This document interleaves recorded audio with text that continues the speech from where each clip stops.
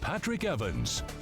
Gazing out along El Paseo this morning, a pleasant start to the day. And once again, as we always tell you, if you want to get out and about, now is the time while the temperatures are still fairly comfortable. Yesterday, not terrible. We topped out at 110. That's about 3 degrees above average. You're looking at the satellite imagery, and the one concern I have is this. It's a little bit of monsoonal moisture. I think we'll feel it tonight and particularly tomorrow. That is also going to be enhanced by a hurricane down to the south. We'll talk more about that in a minute. Here's a more pressing concern. Excessive heat warning for areas to our east and south. It stretches all the way out through Phoenix. And now an excessive heat watch that went into effect for the Coachella Valley yesterday around 12:30. And it's going to last through Monday evening. So we're concerned about the heat. The numbers are going to be fairly high through the weekend. Plus a little bit of this monsoonal stuff creeping in because Elita, which is right now a hurricane, but just barely, it's a Category 1 storm with winds of 75 miles per hour, moves into cooler water. That is going to knock it down into a tropical depression and then just a weak area of low pressure. But a little bit of that moisture likely to slide in here as we head into late tonight, tomorrow, and probably early Friday as well.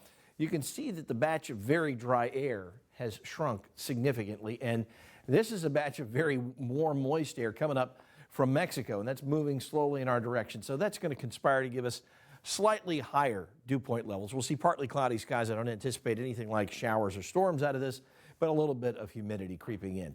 We're in the low 90s in La Quinta. That's the warm spot. Everybody else has dropped off pretty nicely.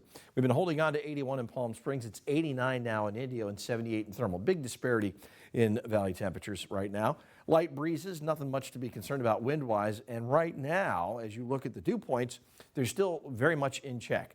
Fairly dry. We'd like them to stay that way, so hopefully we won't see that much of a push of moisture, although as we warm up today, the dew points go up, which is unusual. That does indicate increasing dew points and humidity for the afternoon. And we'll see some partly cloudy skies late tonight and on into tomorrow. Your Comfort Air 7-day forecast says numbers today will jump up to about 111, 112 tomorrow, 115 on Friday.